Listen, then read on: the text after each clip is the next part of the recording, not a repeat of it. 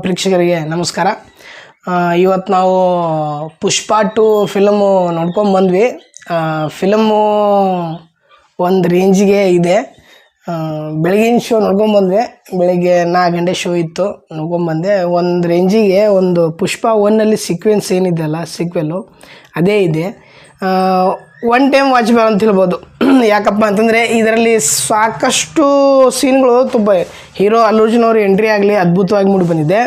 ಮತ್ತು ನಮ್ಮ ಇಂಟರ್ವಲ್ ಸೀನಲ್ಲಿ ಸ್ವಲ್ಪ ಟ್ವಿಸ್ಟ್ ಇದೆ. ಮತ್ತು ಜಾತ್ರಾ ಗಂಗಮ್ಮ ತಾಯಿಯವ್ರ ಜಾತ್ರಾ ಏನಿದೆಯಲ್ಲ ಬೇರೆ ಲೆವೆಲೇ ಇದೆ. ಒನ್ ಟೈಮ್ ವಾಚಬಲ್ ಅಲ್ಲ ಸೀನ್, ಅದು ಅದ್ಭುತವಾಗಿ ಮೂಡಿ ಬಂದಿದೆ ಸೀನು. ಮತ್ತು ಈ ಫಿಲಮಲ್ಲಿ ಸಾಂಗ್ಸು, ಡ್ಯಾನ್ಸು, ರಶ್ಮಿಕಾ ಮಂದನ ಮತ್ತು ಅಲ್ಲು ಅರ್ಜುನ್ ಅವರ ಕಾಂಬಿನೇಷನಲ್ಲಿ ಬರುವಂಥ ಡ್ಯಾನ್ಸ್ ಏನಿದೆಯಲ್ಲ ಬೆಂಕಿ ಬೇರೆ ಲೆವೆಲೇ ಇದೆ. ಮತ್ತು ಸಾಕಷ್ಟು ಕನ್ನಡ ಚಿತ್ರ ಬಗ್ಗೆ ರಿವ್ಯೂ ಮಾಡ್ತಿರ್ತೀನಿ.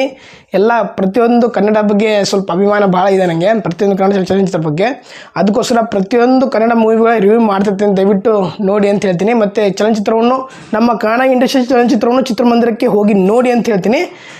ಮತ್ತು ನನ್ನ ಚಾನಲ್ ಸಬ್ಸ್ಕ್ರೈಬ್ ಮಾಡಿ, ಹಾಗೆ ಬೆಲ್ ಐಕಾನ್ ಒತ್ತಿ. ನಿಮಗೆ ಅನಿಸುತ್ತೆ ಕಾಮೆಂಟ್ ಬಾಕ್ಸಲ್ಲಿ ಕಾಮೆಂಟ್ ಮಾಡಿ.